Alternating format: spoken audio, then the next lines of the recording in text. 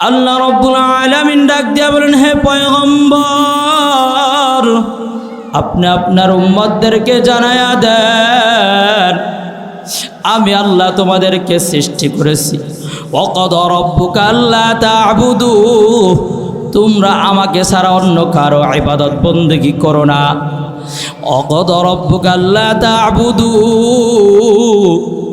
যে তোমাদেরকে আমি সৃষ্টি করেছি আমার ইবাদত বন্দেগী করো, অন্য কারো আমার সাথে শরীক করো না। অবিল ওয়ালিদাইন, এবং তোমরা তোমাদের পিতামাতার সাথে সৎ আচরণ করো, সৎ ব্যবহার করো। আল্লাহ রাব্বুল আলামিন এই আয়াতের ব্যাখ্যার মধ্যে লেখে যে পিতামাতা খেদমত করার দ্বারা হাকিমুল উম্মত মুজাদ্দিদে মিল্লাত আশরাফ আলী থানভী রহমাতুল্লাহি আলাইহি বলেন, যেই ব্যক্তি যেই বান্দা তার পিতামাতার খেদমত করবে আল্লাহ রাব্বুল আলামিন তাকে দুনিয়ার মধ্যে 5টা উপকার দান করবেন, তারে 5টা জিনিস দিয়ে উপকৃত করবেন। আল্লাহ রাব্বুল আলামিন এই আয়াতের মধ্যে বলছেন যে তোমরা আমাকে একমাত্র ইবাদত করো, অন্য কারো ইবাদত করো না। আমি যদি আল্লাহ তাআলা আপনাকে আমাকে আসমান সৃষ্টি করো বলেন নাই আমার জন্য সৃষ্টি করেছি, জমিন সৃষ্টি করো বলেন না যে আমার জন্য সৃষ্টি করেছি, তিনি বলছেন সকল কিছু আমি মানুষের জন্য করলাম, কিন্তু একমাত্র মানুষকে, একমাত্র বান্দাকে আমার জন্য আল্লাহ আমার জন্য সৃষ্টি করেছি। আল্লাহ রাব্বুল আলামিন ডাক দিয়া বলেন, ওয়াবিল ওয়ালিদাইনি ইহসানা, তোমরা তোমাদের পিতামাতার সাথে সৎ আচরণ করো, ইহসান করো। তোমরা আমার ইবাদত বন্দেগী করার পর দুনিয়ার মধ্যে তোমার বাবা মার খেদমত করো। রাসূল আকরাম সাল্লাল্লাহু আলাইহি ওয়াসাল্লাম বলেন, কুল্লু যুনুবি ইয়াগফিরুল্লাহু তাআলা মিনহা মা শাআ ইল্লা উকুকুল ওয়ালিদাইন।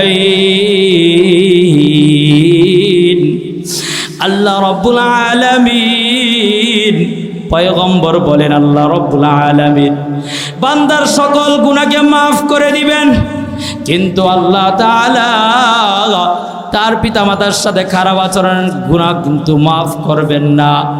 এজন্য বলবো রে হে নবীর উম্মতের দল, তোমাকে আমাকে দুনিয়ার মধ্যে আল্লাহ রাব্বুল আলামিন পাঠানোর পর আল্লাহ রাব্বুল আলামিন বললেন তোমরা আমার ইবাদত বন্দেগী করো এবং আমার পরে তোমাদের পিতামাতার কথা মানো এবং তোমাদের পিতামাতার খেদমত করো। হাকিমুল উম্মত মুজাদ্দিদে মিল্লাত আশরাফ আলী থানভী রহমাতুল্লাহ আলাইহি বলেন, যদি দুনিয়ার মধ্যে কেউ পিতামাতার খেদমত করে, বান্দা কোন সন্তান যদি পিতামাতার খেদমত করে, তাকে আল্লাহ তাআলা 5টা উপকার দান করবে, 5টা জিনিস দিয়ে উপকৃত করবেন।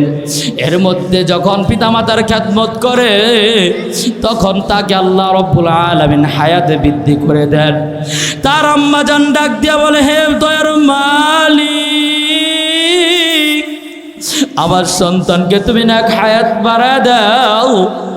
দেখবেন আমি যখন কোনো ভালো কাজ করি, আমি যদি আমার মায়ের ভাইয়ের খেদমত করি, তখন দেখবেন মা অন্তর থেকে দোয়া করে বলে, ও আল্লাহ তুমি আমার সন্তানকে নেক হায়াত বাড়ায়া দাও।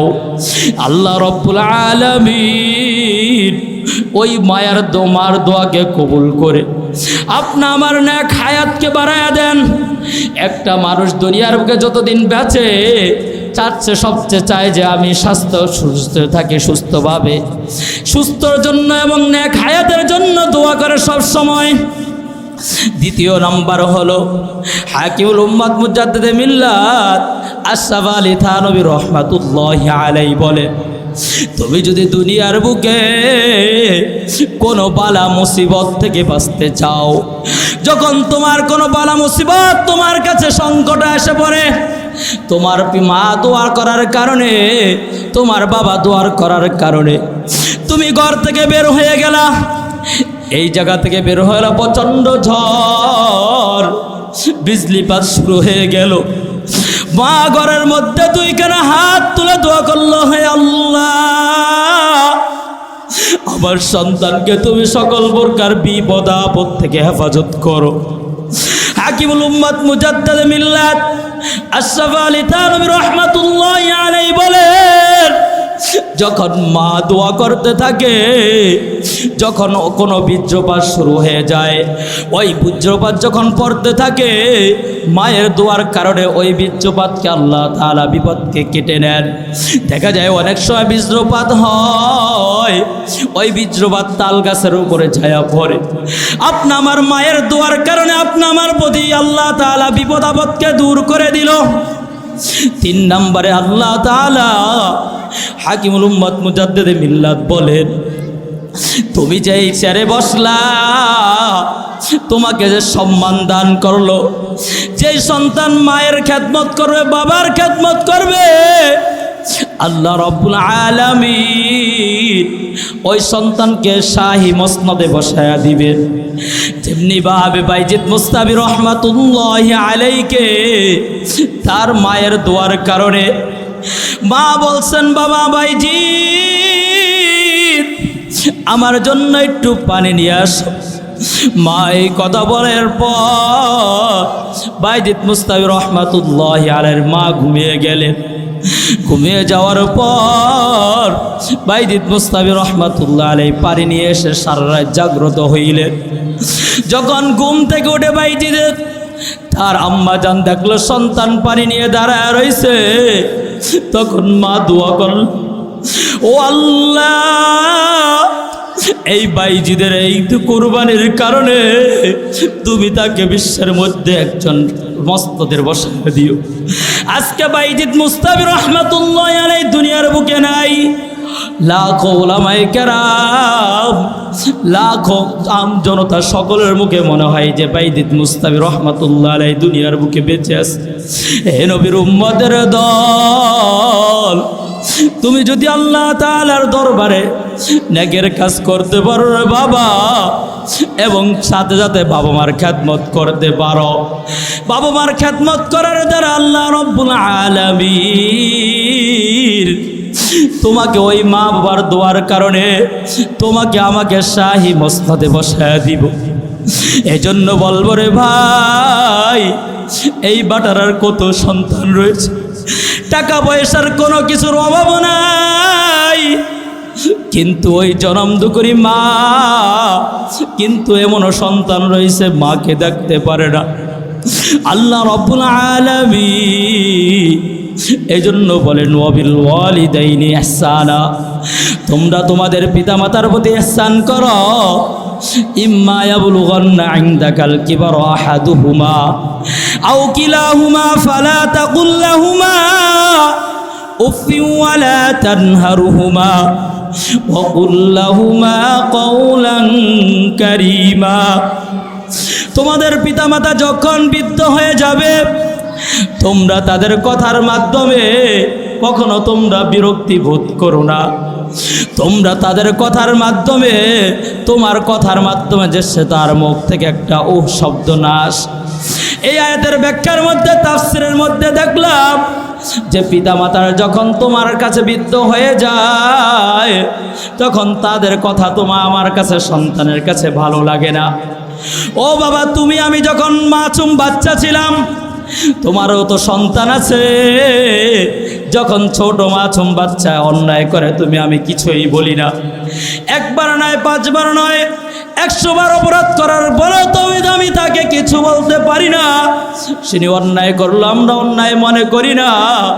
কিন্তু বাবা মা যখন বৃদ্ধ হয়ে যায়, তুমি ওই বাবা মার কথা শুনতে পারো না। আমার আল্লাহ তাআলার হাবিব বলে, উমা জান্নাতুকা ওয়া নারুকা, তুমি যদি দুনিয়ার বুকে জান্নাত কামাই করতে চাও, তোমার মায়ের পায়ের নিচে তোমার বেহেশত। তুমি যদি দুনিয়ার বুকে জান্নাত কামাই করতে চাও, তাহলে তুমি দুনিয়ার বুকে তোমার মা বাবার খেদমত করে জান্নাত কামাই করো। আর তুমি যদি দুনিয়ার বুকে জান্নাতে না যাইতে চাও, পরকালে মৃত্যুর পরে জান্নাতে যাইতে না চাও, তাহলে দেখবা তোমার ওই কথার কারণে তুমি যদি হুমা জান্নাতুকা ওয়া নারুকা, আর যদি তুমি জাহান্নামে যাইতে চাও, তাহলে তুমি বাবা মার কথা শোনার দরকার নাই। এজন্য বলবো রে ভাই, আপনি আমার যার বাবা দুনিয়ার বুকে বেঁচে আছে।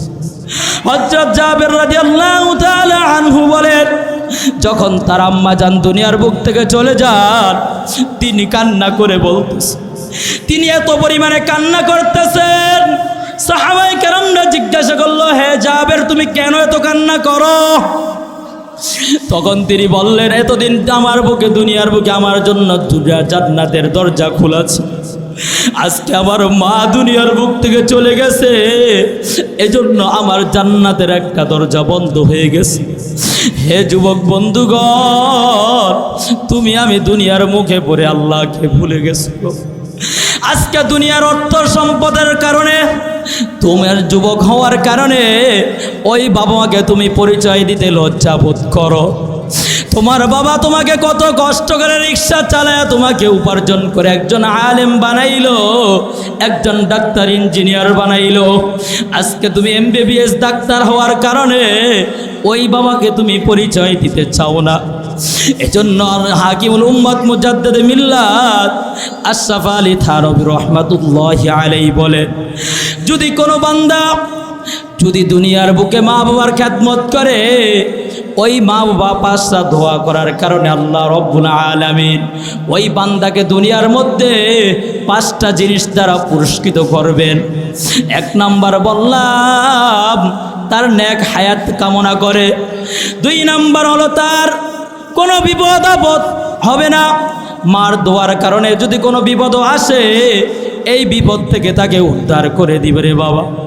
3 নাম্বার হলো যে তুমি আমার মা বাবা দোয়া করার কারণে হাকিমুল উম্মত মুজাদ্দিদ মিল্লাত আশরাফ আলী থানভী রাহমাতুল্লাহি আলাইহি বলে, তোমাকে ওই মার দোয়ার করার কারণে তোমাকে এমন শাহী মসনদে বসাবে, এমন সম্মানিত চেয়ারে বসাবে যে তুমি জীবনে কল্পনাও করো নাই, কিন্তু আল্লাহ রব্বুল আলামিন তোমাকে ওই চেয়ারে বসায় দিব। এটি 4 নম্বরে বলেন, মায়ের দোয়ার করার কারণে যখন মা ওই আল্লাহর কাছে দোয়া করব, হে দয়ার মালিক, আমার সন্তান আমাকে এত খেদমত করলো, আল্লাহ তুমি ওকে একবার বাইতুল্লাহ যাওয়ার মতো সুযোগ করে দাও। আমি হইতে পারি একজন কৃষক, একজন রিক্সাওয়ালা, হজ করতে কোনোদিন টাকা প্রয়োজন হয় না। আল্লাহ রব্বুল আলামিনের দরবারে যদি মায়ের দোয়া কবুল হয়ে যায় রে বাবা, ওই মায়ের দোয়ার কারণে দেখবেন আল্লাহ রব্বুল আলামিন আপনার জন্য একজন ধনাঢ্য লোককে মনে মায়ার সৃষ্টি করে দিবে। ওই ধনাঢ্য লোককে বলবো, ওই রিক্সাওয়ালাকে, ওই কৃষককে তুমি উমরার জন্য নিয়ে যাও। এমন হাজারো ঘটনা রয়েছে। বলছে, হুজুর আমি তো একজন দারোয়ান মানুষ, আমি আমার মার খেদমত করছি, আমি কোনোদিন আমার মনে ইচ্ছা ছিল আমি বাইতুল্লাহ যাব। আমি যখন এই কিতাবের মধ্যে আশরাফ আলী থানভী রাহমাতুল্লাহ আলাইহি এই কিতাবটা পড়ছি, এরপরের আসল ঘটনা পাইলাম। একজন মুরব্বী বলতেছে, হুজুর আমি তো একজন দারোয়ান, কিন্তু আমার মনে ইচ্ছা ছিল আমি বাইতুল্লাহ যাব, কিন্তু আমার মার কাছে সব সময় আমি দোয়া করতাম। এই দোয়ার কারণে আল্লাহ রব্বুল আলামিন আমাকে বাইতুল্লাহ দিয়েছে। কিন্তু ওই ব্যক্তির 60 বছর বয়স ছিল। এখানে বুঝার বিষয় হইল, মার দোয়া কখনো বিফলে যায় না রে বাবা। আজকে তুমি আমি 3 কথার সঙ্গিনীকে পাইয়া ওই মাকে তুমি ভুলে গেছো, যেই মা তোমার জন্য খায়া না খায়া, তোমার জন্য নিজে 10টা টাকা না খায়া তোমাকে আমাকে পড়াশোনা করাইলো, তোমাকে আমাকে সম্মানিত করলো, ওই মাকে ভুলে গেছো রে বাবা। এজন্য রাসূল আকরাম সাল্লাল্লাহু আলাইহি সাল্লাম বলে, হুমা জান্নাতুকা ওয়া নারুকা, তুমি যদি দুনিয়ার বুকে জান্নাত কামাই করতে চাও, তাহলে তুমি তোমার পিতামাতার খেদমত করো। রাসূল আকরাম সাল্লাল্লাহু আলাইহি সাল্লামকে সাহাবায়ে জিজ্ঞাসা করলো, হে আল্লাহর হাবিব, আমি আল্লাহ এবং তার রাসূলের পরে কাকে অনুসরণ করব? তখন রাসূল আকরাম সাল্লাল্লাহু আলাইহি ওয়াসাল্লাম বললেন যে তুমি তোমার মায়ের কথা শোনো। দ্বিতীয়বার প্রশ্ন করলে একই জবাব দিলেন, তোমার মায়ের কথা শোনো। তৃতীয়বার একই জবাব দিলেন, তোমার মায়ের কথা শোনো। চতুর্থবার যখন সাহাবায়ে কেরাম জিজ্ঞাসা করলো, তখন বলল তোমার বাবার কথাও শোনো। এজন্য বলবো যে সুলমাদের ভাই, তুমি আমি কার মায়ায় পড়লাম? যে আল্লাহ তোমাকে আমাকে সৃষ্টি করলো, ওই আল্লাহর নাফরমানি করতেছো। আল্লাহ তাআলার হুকুম 5 ওয়াক্ত নামাজ পড়তে সময় পাও না। তুমি একটু চিন্তা করে দেখো রে বাবা, তোমার মতো কত যুবক গাড়ির অ্যাক্সিডেন্টে জীবন হারাইলো। আজকে শরীয়তপুর থেকে আসার সময় দেখলাম 2 জন যুবক পদ্মা সেতু দিয়ে এমন জোরে মোটরসাইকেল টান দিল, মনে হইল যে তিনি 100-র উপরে গাড়ি চালাইতেছে। চোখের সামনের কথা বলতেছি, জোহরের পরের কথা। ওই যুবকরা 2 জন মনে ছিল না, তারা জানতো না যে তারা দুনিয়ার বুক থেকে চলে যাবে।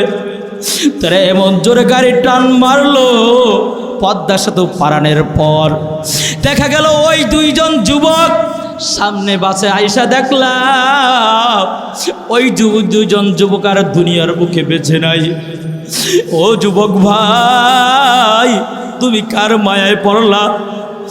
তুমি আমি যদি মা বাবার খেদমত করি, আল্লাহ রাব্বুল আলামিন তোমাকে আমাকে বিপদ থেকে উদ্ধার করবে। এজন্য বলবো রে ভাই, ওই যুবক 2 জন যদি জানতো আজকে আমি ঢাকা যাওয়ার সময় আমি যদি মৃত্যুবরণ করব, সে কখনো কোশ্চিনকালও এমনিভাবে মোটরসাইকেল চালাইতো না, সে এমনিভাবে গাড়ি চালাইতো না। দেখলাম সে অ্যাক্সিডেন্ট করার পর তার উপর দিয়ে 4-5টা গাড়ি চলে গেল। যাওয়ার পরে লোক আইসা তার লাশটাকে এমনিভাবে কেরেন দিয়া উঠাইতেছে, তার চামড়াকে বেলসা দিয়া কুচায় নিতেছে গোস্ত। ও বান্দা, ও যুবক ভাই, তুমি যদি আমি আল্লাহ তাআলার একটু ইবাদত বন্দেগী করো, তুমি আমি দুনিয়ার বুকে থাকতে পারবো না।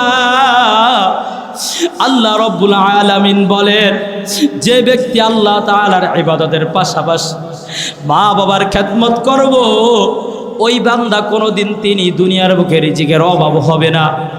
4 নাম্বার বললাম, আল্লাহ রাব্বুল আলামিন মায়ের দোয়ার কারণে বাইতুল্লাহ সফর করাবে। আপনারও মনের তামান্না, আমারও মনের তামান্না যে একবার বাইতুল্লাহ যাওয়ার জন্য। কিন্তু ওই দারোয়ান বলল, হুজুর আমি নিজেও জানতাম না, আমার কোনো পাসপোর্ট নাই, আমার কিছুই নাই। হঠাৎ আমার বাড়ির মালিক বলতেছে আপনি পাসপোর্টটা করে ফেলেন, এবং তিনি নিজের টাকা দিয়ে পাসপোর্ট করায়া দিল এবং বলল আগামী মাসের 10 তারিখে আপনি আমার সাথে উমরায় যাইবেন। তখন ওই বৃদ্ধ বাবা বলতেছে, হুজুর আমি কান্না করে দিলাম। ওই রাত্রে আমি আল্লাহর কাছে শুকরিয়া দান 6 রাকাত নামাজ আদায় করে বললাম, হো মালিক, তোমার আল্লাহ ওলিরা যখন কথা বলে তখন এটা কোনো মিথ্যা কথা হয় না। আশরাফ আলী থানভী রহমাতুল্লাহ আলাইহির কথাই শোনার পর ওই ব্যক্তি থাকতেন পুরান ঢাকায়। তিনি তখন থেকে এই মনের তামান্না নিয়ে মার খেদমত করতে আল্লাহ রাব্বুল আলামিন তাকে বাইতুল্লাহ যাওয়ার মতো সুযোগ করে দিয়েছে। 5 নাম্বার হলো আশরাফ আলী থানভী রহমাতুল্লাহি আলাইহি বলে, যখন তুমি আমি এই দুনিয়ার বুক থেকে চলে যাব রে বাবা, তখন তোমার আমার কোনো দুনিয়ার খেয়াল থাকবে না। শয়তান তোমাকে আমাকে ঈমান হারা করার জন্য তোমার বাবার সুরত ধরে আসবে, তোমার মার সুরত করে আইসা তোমার ঈমানকে নেওয়ার জন্য চেষ্টা করবে। আবার আল্লাহ ডাক দিয়া ওই বান্দার জন্য হেফাজতের জন্য তিনি 1 ঝাঁক ফেরেশতা পাঠায়া দিবে। পাঠায়া দেওয়ার পর যখন শয়তান আসবে তখন বলবে, হে শয়তান তুই দূর হয়ে যা। এই বান্দা, এই যুবক, এই বৃদ্ধ বাবা যতদিন তার মার খেদমত করছে তার মার কথা শুনছে, যখন থেকে শুনছে যে মার খেদমত করলে 5টা উপকার দান করে 5টা পুরস্কার দেওয়া হবে। আশরাফ আলী থানভী রহমাতুল্লাহি আলাইহি এই কথা শোনার পর যখন তার মৃত্যুবরণ হইবে, মৃত্যুর সময় যখন তার মুখে জারি করে দিবেন লা ইলাহা ইল্লাল্লাহু মুহাম্মাদুর রাসূলুল্লাহ। হে যুবক বন্ধুগণ, তুমি আমি কার জন্য আজকে মাকে অপমান করি, মার কথা শুনি না? তোমার স্ত্রী পাওয়ার কারণে যখন তুমি ছোট ছিলা কে তোমাকে লালন পালন করলো? যখন তোমার সন্তান, যাদের ছোট বাবু রয়েছে তারা বুঝবে সন্তানকে কখনো কিন্তু এত, যখন সন্তান কান্না করে বাবা মা সন্তানের জন্য সব ফালায় দিয়া বাবা সন্তানকে কুলে নেয়, মা সব কিছু ফালায় দিয়া সন্তানকে কুলে নেয়। কিন্তু আজকে তুমি আমার ওই মাকে বৃদ্ধাশ্রমে রেখে আস, ওই বৃদ্ধাশ্রমে দেখা যায় তোমার আম্মা যান রাস্তার মধ্যে ভিক্ষা করতেছে। এমনও কত ঘটনা রয়েছে রে ভাই। এজন্য বলবো, আপনি আমি যদি আমার সন্তানদেরকে যদি দ্বীনি শিক্ষায় শিক্ষিত করতে পারি, যদি আদর্শবর মানুষ করতে পারি, কোনোদিন আমার সন্তান মাদ্রাসা নূরে মদিনা ঢাকার মতো প্রতিষ্ঠানে যদি আমার সন্তানকে পড়াইতে পারি, এই সন্তান যখন মাদ্রাসা আসে তাকে তখন এই শিক্ষা দেওয়া হয়, আখলিস দীনাকা ইয়াকফিকাল আমালুল কলিল, অল্প আমলেই নাজাতের জন্য যথেষ্ট হইবে। তখন তাকে আলিফ বাতা শিক্ষা দেওয়া হয়, রাসূলের হাদিস শিক্ষা দেওয়া হয়। যখন এই ছোট বাচ্চার মধ্যে আল্লাহ তাআলার কোরআনুল কারীমের আলিফ বাতা শিক্ষা দেওয়া হয় এবং রাসূলের হাদিস শিক্ষা দেওয়া হয়, ওই বান্দা কোনোদিন মায়ের সাথে বেয়াদবি করতে পারে না, বাবার সাথে অবাধ্য হতে পারে না। এজন্য বলবো রে ভাই, যেমনিভাবে বাইজিদ মুস্তাবি রহমাতুল্লাহি আলাইহি মায়ের দোয়ার করার কারণে, তিনি একটু একটা রাত পরিশ্রম করার কারণে, পানি দেওয়ার কারণে, তার মায়ের দোয়ার কারণে আজকে তিনি বাইজিদ মুস্তাবি হয়ে গেছে। আব্দুল কাদের জিলানী রহমাতুল্লাহি আলাইহি তার মায়ের 2টা আদেশ শোনার কারণে তিনি এত বড় আল্লাহর ওয়ালি হয়ে গেছে। এজন্য বলবো রে ভাই, আপনি আমি আল্লাহ তাআলার ইবাদত বন্দেগী করি, সাথে সাথে আপনি আমি যদি আমার নবীর আদর্শকে লালন করতে পারি এবং বাবা মার খেদমত করতে পারি, যখন আপনার সন্তান একজন মাদ্রাসায় পড়বে, যখন তার ভিতরে কালামুল্লাহ শরীফ থাকবে, ওই বান্দাদেরা তখন যেমনিভাবে আপনাকে কোনোদিন আপনার সাথে বেয়াদবি করা সম্ভব নয়, ঠিক তেমনিভাবে রাসূল আকরাম সাল্লাল্লাহু আলাইহি ওয়াসাল্লামের ব্যাপারে কোনোদিন অশ্লীল কথা বলতে পারে না, আমার আল্লাহর কালামের ব্যাপারে কোনোদিন কোনো মন্তনা করতে পারে না। এজন্য বলবো রে ভাই, আপনি আমার অন্তরে, আপনি আমার ছেলেকে যদি মানুষের মতো মানুষ গড়তে চাই, আপনি আমি যদি আদর্শ একজন মানুষ বানাইতে চাই, যদি মনে করি যে আমার সন্তানকে হাফেজে কোরআন হবে, আমার সন্তান একজন আলেম হবে, দেখবেন এখন অনেকের ধনাঢ্য লোকের সন্তান, এই সুলমাদের মধ্যে এমনও একজন বাড়িওয়ালা আছে, এমনও কত বাড়িওয়ালা আছে, তারা নিজেরা ইঞ্জিনিয়ার, নিজেরা কোটিপতি, তারা জেনারেল শিক্ষিত, তারা বলে হুজুর আমার ছেলেকে আমি হাফেজে কোরআন বানাবো। কিন্তু তারা চিন্তা করে দেখছে, সন্তান যখন হাফেজে কোরআন হবে, যখন আলেম হবে, ওই সন্তান কোনোদিন মা বাবাকে বৃদ্ধাশ্রমে রাখতে পারে না।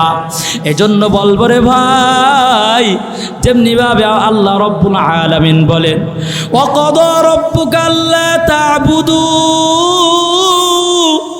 ইল্লা ইয়াহু ওয়া বিল ওয়ালিদাইন ইহসানা, তুমি আল্লাহ তাআলার ইবাদত বندگی ছাড়া অন্য কারো ইবাদত করো না, মূর্তি পূজা করো না, মূর্তির সামনে তুমি যায় বলো না যে মুসলমান হয়ে ঈমানের দাবি করে, সে আবার বলে মূর্তির কাছে যায় বলতেছে রোজা এবং রমজানের রোজা এবং মুক্তি নাকি একই বলে উৎসব। আমি তাদেরকে বলতে চাই, ভাই তুমি দুইটা ভোট পাওয়ার কারণে, ভোট পাবা এই আশায় তুমি যদি আল্লাহ তাআলার সাথে ঈমান হারা হও, তুমি কোন দল করো আমার দেখার বিষয় না, কিন্তু আল্লাহ তাআলার সাথে শিরক করো না। আমার আল্লাহ রাব্বুল আলামিন ডাক দিয়া বলেন, ওয়া'বুদুল্লাহ ওয়ালা তুশরিকু বিহি শাইআ ওয়াবিল ওয়ালিদাইন। ও বান্দা, আমার সাথে তোমরা কোনো কিছুকে শরীক করো না, আমার সাথে তোমরা কোনো কিছুর আমার সারা অন্য কারো ইবাদত বন্দেগী করো না, এবং সাথে সাথে তোমরা আল্লাহ তাআলার পরে রাসূল আকরাম সাল্লাল্লাহু আলাইহি সাল্লামের ভালোবাসার পরে তোমরা তোমাদের পিতামাতার খেদমত করো। এজন্য বলবো রে ভাই, আমি আপনার সন্তানকে যদি মাদ্রাসায় পড়াইতে চাই, আমি যদি আপনার সন্তানকে মানুষের মতো মানুষ বানাইতে চাই, ওই নবীর আদর্শকে আমার মধ্যে লালন করি। লালন করার কারণে আমার সন্তান কোনোদিন আমার নাফরমানি করবে না। এজন্য আমরা সকলে পারবো কি আমার সন্তানদেরকে মাদ্রাসায় পড়াবো, কি বলেন? একটা আদর্শ প্রতিষ্ঠান এবং ওলামায়ে কেরামের পরামর্শ নিয়ে যদি আমার সন্তানকে মানুষের মতো মানুষ গড়তে পারি, তখন আল্লাহ রব্বুল আলামিন আমাকে দুনিয়া এবং পরকালে 5টা জিনিস তো বললাম এই সন্তানের জন্য, এবং আমাদের পিতামাতারও হক আছে। যদি আমরা আমাদের সন্তানকে নেক বানাইতে পারি, আমার সন্তান কোনোদিন বাবা মার নাফরমানি করবে না। আল্লাহ রব্বুল আলামিন আমাকে সহ সকলকে এই কথা সংক্ষিপ্ত আলোচনার উপর আমল করার তৌফিক দান করেন। ওয়া আখিরি দাওয়ানা